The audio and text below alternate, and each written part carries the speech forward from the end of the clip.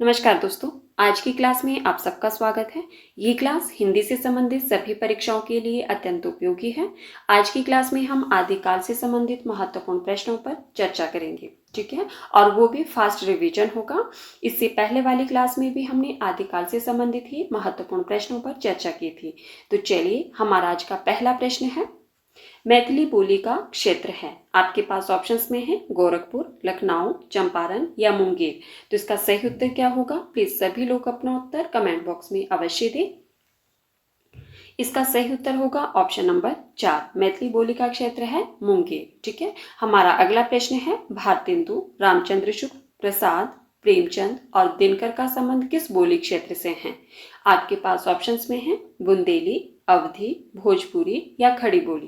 तो इसका सही उत्तर होगा ऑप्शन नंबर 3। ठीक है, इन सब का संबंध जो है वो भोजपुरी बोली क्षेत्र से है। हमारा अगला प्रश्न है, भाषा विज्ञान में प्रायः किन उपभाषाओं को हिंदी माना जाता है? आपके पास ऑप्शंस में है पश्चिमी हिंदी व पूर्वी हिंदी व बिहारी, पश्चिमी हिंदी व राजस्थानी, राजस्थानी व पहाड़ी। तो इसका सही उत्तर क्या होगा? प्रश्न को ध्यान से सुनिए। प्रश्न में पूछा क्या है कि भाषा विज्ञान में प्रायः किन उपभाषाओं को हिंदी माना जाता है? जी हाँ, इसका सही उत्तर होगा ऑप्शन नंबर 1, पश्चिमी हिंदी व पूर्वी हिंदी उपभाषाओं को हिंदी माना जाता है। हमारा अगला प्रश्न है, अपभ्रंश में स्वरों की संख्या थी, कितनी थी? आपके पास ऑप्शंस में है 4, 7, 8 या 10। तो इसका सही उत्तर होगा ऑप्शन नंबर 3, अपभ्रंश में स्वरों की संख्या 8 थी। हमारा अगला प्रश्न है, अपभ्रंश में कौन से व्यंजन नहीं थे? आपके पास ऑप्शंस में है ट, ढ़, ज्ञत्र, र और रस। तो बताइए इसका सही उत्तर क्या होगा? अपभ्रंश में कौन से व्यंजन नहीं थे? बिल्कुल सही, इसका सही उत्तर होगा ऑप्शन नंबर 2, ढ़ व्यंजन जो है वो अपभ्रंश में नहीं थे। हमारा अगला प्रश्न है, निम्न में से हिंदी की प्रथम रचना कौन सी मानी जाती है?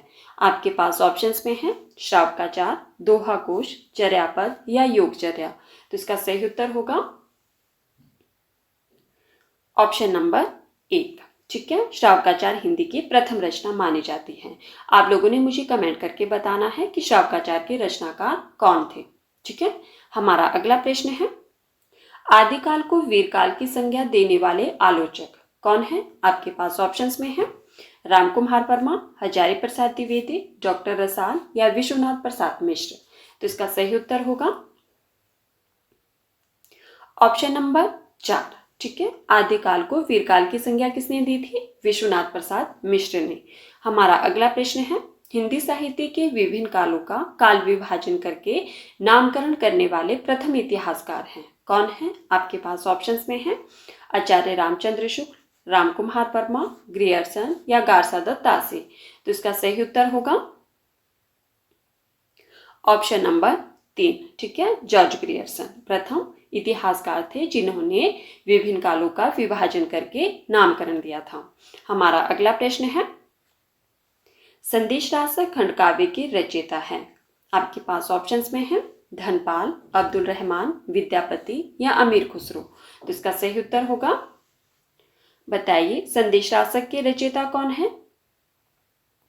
बिल्कुल सही, इसका सही उत्तर होगा ऑप्शन नंबर 2, अब्दुल रहमान जी की रचना है ये, और यह एक खंड काव्य है। इस बात का भी ध्यान रखना है आपको।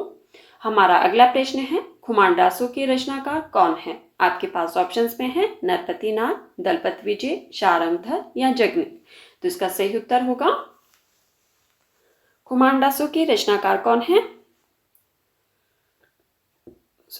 बिल्कुल सही, इसका सही उत्तर होगा ऑप्शन नंबर 2, दलपत विजय की रचना है ये। हमारा अगला प्रश्न है,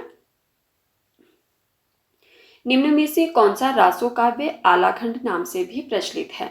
आपके पास ऑप्शंस में है हमीर रासो, पृथ्वीराज रासो, बिसल देव रासो या परमाल रासो। तो इसका सही उत्तर होगा, कौन सा रासो काव्य आलाखंड नाम से भी प्रचलित है? बताइए इसका सही उत्तर क्या होगा? बिल्कुल सही, इसका सही उत्तर होगा ऑप्शन नंबर 4, परमाल रासो। ठीक है, हमारा अगला प्रश्न है, निम्न में से मूलतः गैरासो काव्य कौन सा है? आपको बताना है कि इनमें से गैरासो काव्य कौन सा है। आपके पास ऑप्शंस में है खुमान रासो, परमाल रासो, बिसलदेव रासो या हमीर रासो। तो इसका सही उत्तर होगा ऑप्शन नंबर 3। ठीक है, बिसलदेव रासो मूलतः गैर रासो काव्य है। हमारा अगला प्रश्न है परमाल रासो के रचयिता का नाम है क्या है? आपके पास ऑप्शंस में है जगनेक, दलपत विजय, नरपति नाल या चंद्रबरदाई। तो इसका सही उत्तर होगा परमाल रासो, जिसका अन्य नाम अभी हमने क्या पढ़ा था? आलाखंड। इसके रचयिता कौन है? जी हाँ, इसका सही उत्तर होगा ऑप्शन नंबर 1, यह जगनेक की रचना है। ठीक है, हमारा अगला प्रश्न है साथियों, अगर आपको क्लास पसंद आए तो प्लीज वीडियो को लाइक कर देना और वीडियो को ज्यादा से ज्यादा शेयर भी कर देना। हमारा अगला प्रश्न है पृथ्वीराज रासो के नागरी प्रचारणी सभा काशी संस्करण, जो कि 4 संस्करणों में सबसे बड़ा है, के अनुसार कितने समय है? आपके पास ऑप्शंस में है 80, 69, 50 या 100। तो इसका सही उत्तर क्या होगा? बताइए, पृथ्वीराज रासो में कितने समय या खंड है? बिल्कुल सही, इसका सही उत्तर होगा ऑप्शन नंबर 2, 69। ठीक है, हमारा अगला प्रश्न है पृथ्वीराज रासो को प्रामाणिक मानने वाले विद्वान निम्न में से कौन है? आपके पास ऑप्शंस में है आचार्य रामचंद्र शुक्ल, डॉक्टर बुल्लर, डॉक्टर श्याम सुंदर दास या मुंशी देवीदास। तो इसका सही उत्तर क्या होगा? बताइए, पृथ्वीराज रासो को प्रामाणिक मानने वाले विद्वान इनमें से कौन है? जी हाँ, इसका सही उत्तर होगा ऑप्शन नंबर 3, डॉक्टर श्याम सुंदर दास। हमारा अगला प्रश्न है पृथ्वीराज रासो को सर्वथा अप्रामाणिक मानने वाले विद्वान है। आपके पास ऑप्शंस में है मिश्र बंधु, कर्नल टॉड, हीराचंद ओझा या रामचंद्र शुक्ल। तो इसका सही उत्तर होगा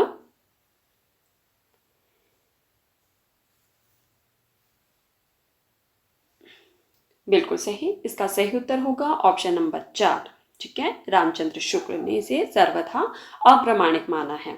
हमारा अगला प्रश्न है साथियों, मुझे आज की क्लास में ये भी बताना है आपने कि आज की क्लास में आपके कितने प्रश्न सही हुए। ठीक है, हमारा अगला प्रश्न है आचार्य रामचंद्र शुक्ल के अनुसार हिंदी के प्रथम महाकवि हैं। आपके पास ऑप्शंस में है विद्यापति, चंद्रबरदाई, अमीर खुसरो या जगनेक। तो इसका सही उत्तर क्या होगा? रामचंद्र शुक्ल के अनुसार बताना है आपको कि हिंदी के प्रथम महाकवि कौन है।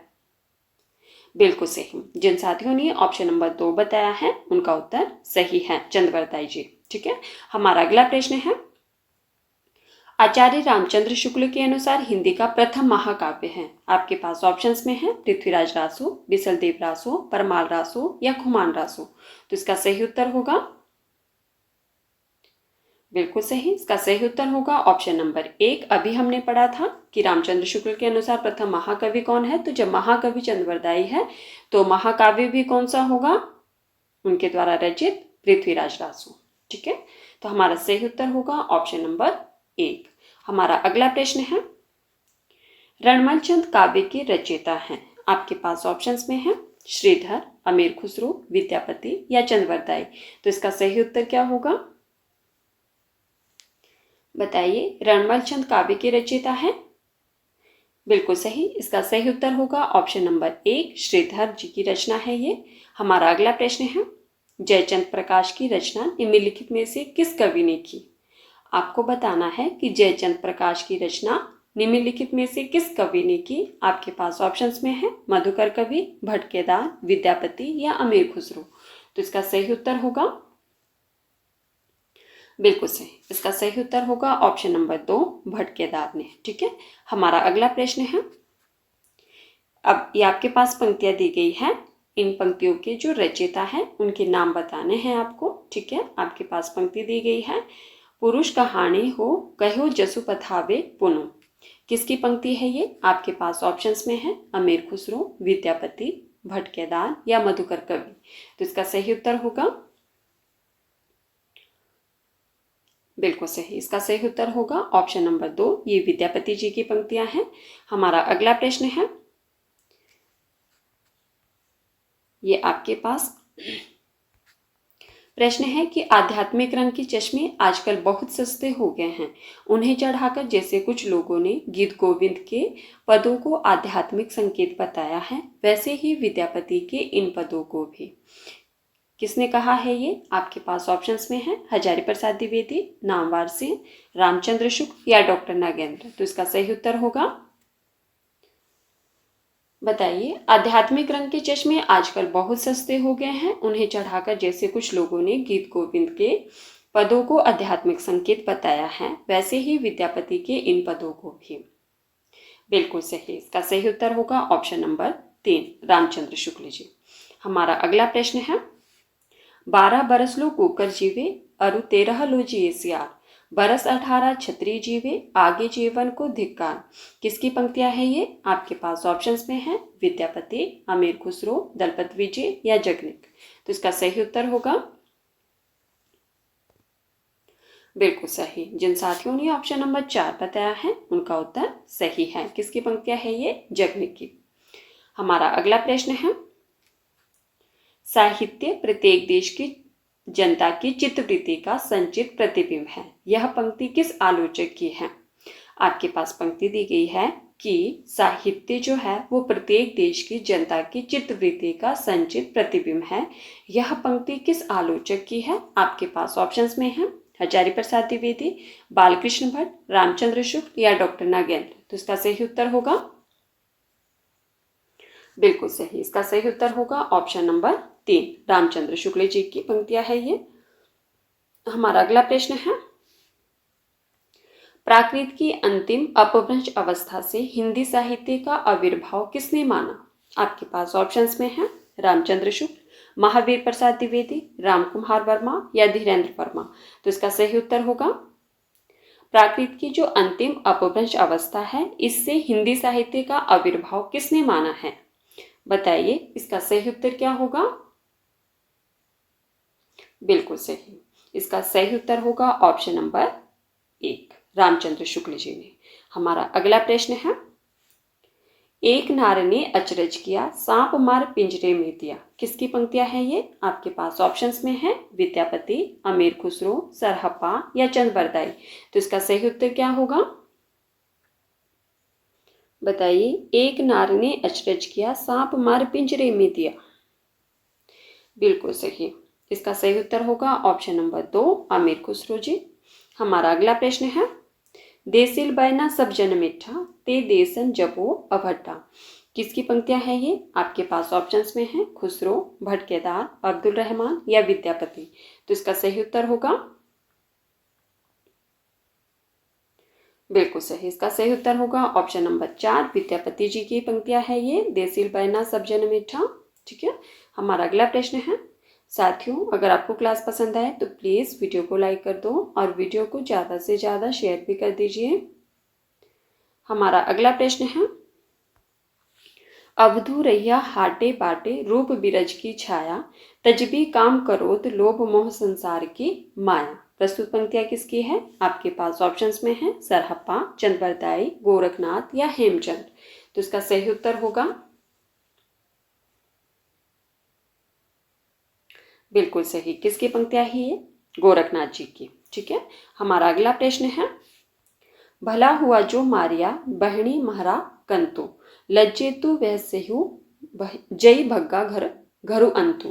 प्रस्तुत पंक्तियां किसकी है? आपके पास ऑप्शंस में है हेमचंद, डोंबिपा, लुयप्पा या सरहप्पा। बताइए। भला हुआ जो मारिया, बहनी महारा कंतु, किसकी पंक्ति है ये? बिल्कुल सही। इसका सही उत्तर होगा ऑप्शन नंबर 1, हेमचंद्र जी की पंक्ति है ये।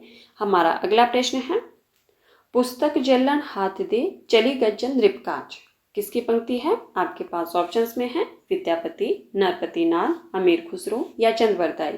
तो इसका सही उत्तर होगा, पुस्तक जलन हाथ दे, चली गज्जन नृपकाज। बिल्कुल सही। इसका सही उत्तर होगा ऑप्शन नंबर 4, चंद्रबरदाई। हमारा अगला प्रश्न है, गोरखनाथ के गुरु का नाम क्या था?